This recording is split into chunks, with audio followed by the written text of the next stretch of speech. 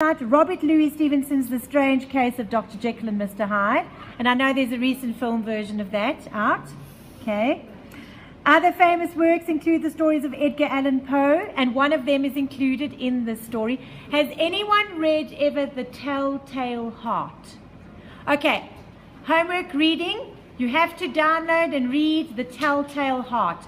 Also a short horror story by Edgar Allan Poe, but absolutely gripping and brilliant. Okay, The Telltale Heart. Telltale Heart. It's quite gruesome. Short story. You can read it in about 15 minutes. Not even. The Telltale, hyphenated word. I'll just write it down here. Oh, that's looking interesting. Okay. Telltale. Telltale Heart. Yeah. The Telltale Heart. Okay. And all I want to say is that at some point in the story, it talks about the heartbeat under the floorboards. And it is an amazing story. Okay, maybe I do like horror. Okay. You know what I admired about this? It's just the way in which it is written. It's a magnificent story, just in the way in which it is crafted. So that's why, that bit of prescribed reading from me, go and download Telltale Heart. Okay, you can read it tonight. 10-15 minutes, you'll be done. Okay. The other thing I want you please to take note of, on page, there was Dracula, and then The Mysteries of Udolpho.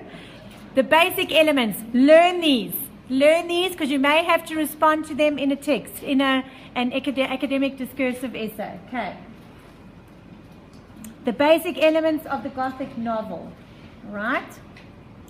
Know them in case you have to comment on their use in the various texts. All right, so I'm going to quickly run through them. Ghosts, vampires, zombies and monsters, gloomy castles, powerful tyrannical males and women in distress, right? Mystery, suspense and danger. So these are some of the elements. Sensational supernatural appearances and inexplicables, disappearances, omens and prophecies, dark, chilling atmosphere, howling wind and squeaky stairs, okay? Doom and gloom, terror and other high emotions. Screaming is common. Okay, now you're going to laugh at some of the clips I'm going to show you just now of the original versions of Frankenstein. Okay, the screaming, you can't even classify the screaming as stage screaming. It is just poor.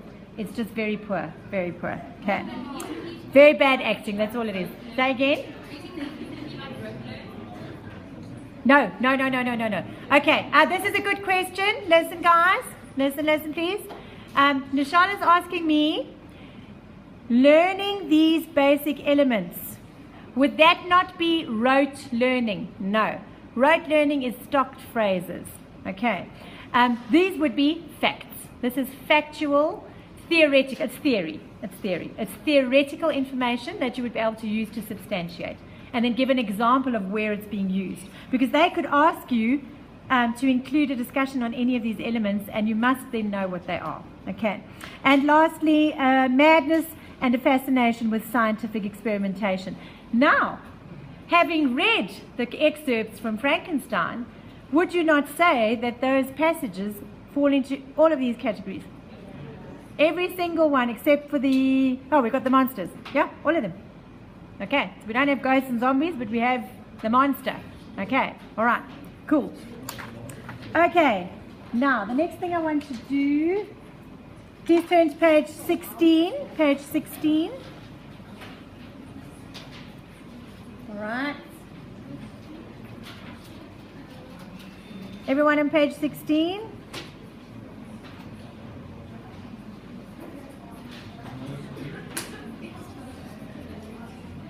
Right, and I want you to highlight the following because there are so many controversial issues that are raised in the text Frankenstein.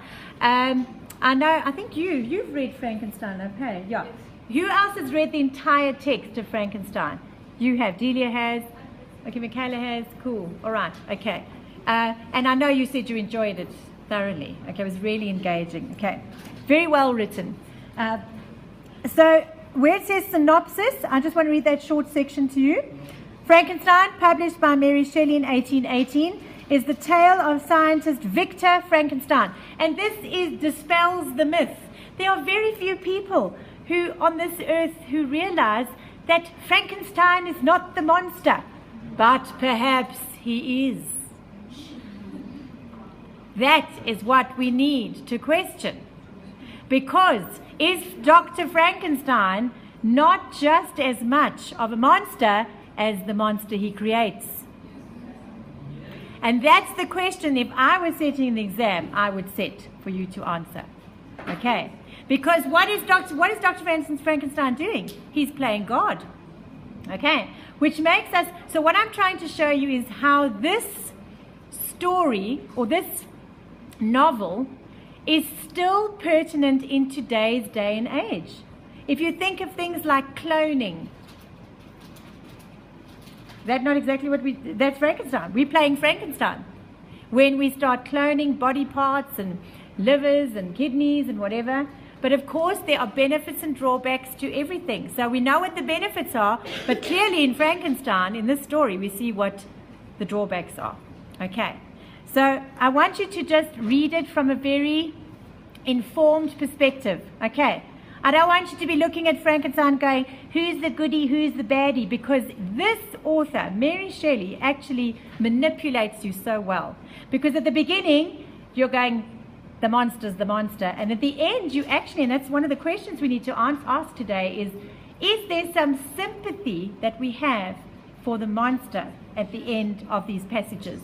And that shift, that is effective writing. The way in which she's able to make us shift. How does she make us shift? Through words. Words on a page. The words that she has selected and decided to put together, those words have shifted our opinion. You've got to admire that. Okay. So there's genius in that. All right. So that's what we're going to be looking at. So what I'd like you to highlight here is whose work, and highlight now, raises the issues of scientific ethics. Okay. And we've spoken about this often in advanced program English, merging science and religion. Okay. That's what all the poets that we studied last year were on about. Okay. Scientific ethics, the meaning of life, and the implication of humankind's ability to create. Because sometimes our ability to create has positive consequences, and sometimes our ability to create has negative consequences. All right. So we need to acknowledge that both exist, and both exist to the same extent. All right. Some food for thought. I'm not going to cover that. You've read this. What I want to do is just look at the frame story. Please highlight on page 16 where they talk about the next paragraph after the line. Shelley's novel uses, highlight, the technique of the frame story. The frame story. And if you turn to page 21, I want you to highlight there where it says with a little asterisk, frame story, a literary device. Everyone found it? In the middle, frame story on page 21, a literary device that provides a means of presenting a story within a story. In this way, the second narrative can be introduced and highlighted. Now, we have seen many films in the past that follow this kind of structure. And the two that always come to mind for me immediately is mainly because I used to teach them when I taught English home language in grade 11, are The Truman Show. So do yourselves a favor, go and watch these two films, The Truman Show and Pleasantville. Because we are watching someone watch someone else. Okay? You've got a double narrative. In those films, you have a double narrative. You also have a double narrative in this particular novel. Okay? So you have someone telling a story about someone telling a story. Okay? Story within a story. The Truman Show, and Pleasantville. I'm going to have to come up with a different system. Look at this. Hysterical. Pleasantville and The Truman Show. Okay. The Truman Show, most of you know, Jim Carrey in The Truman Show, and Spider-Man features in Pleasantville. What's his name? Tobey Maguire. Okay, cool. All righty. He's actually brilliant in the film. And Reese Witherspoon is in Pleasantville. She's brilliant. She's really, really good in that. Okay. All right. Okay. Now, I know you've read some of this, but I want to make sure that you've highlighted it so that you can go back. I'm helping you now. Please just know, for this initial lecture, I'm spoon-feeding you a lot. Okay, and I'm saying highlight this is important, highlight that. From next week, I'm going to fly into analysis. But it was important to give you context initially. Okay, so some of you might be going, oh, come on, get through the study guide, can we get onto the text? Everything I'm telling you is important, okay? So just be patient. Some of you might be going, and I have different levels in the room, right? So I have other people going, oh, this is amazing, and others going, okay, I heard this before. All right. Just the reiteration is also valuable, okay? So you need that. Right, so where it says, bottom of the page, then Shelley's novel uses the technique of frame story. The story narrated by Dr. Frankenstein. So that's our first narrator, highlight, okay? Our first narrator is Dr. Frankenstein, okay? He narrates about the results of the creation of this demon that he calls him, okay? And that's the Old English spelling of demon, okay? Old English spelling of demon. This monster that he creates, framed by the introductory and closing narratives of Captain Robert Walton. So we have multiple narrators here. We have Dr. Frankenstein himself, and he talks about the results of his creation. And then we have Robert Walton, Captain Robert Walton, who finds him at the end of the novel, we realize, okay? And he gives us an introductory and a closing narrative, right? But this is related how, in what form? Through the letters to his sister, Mary Walton Saville.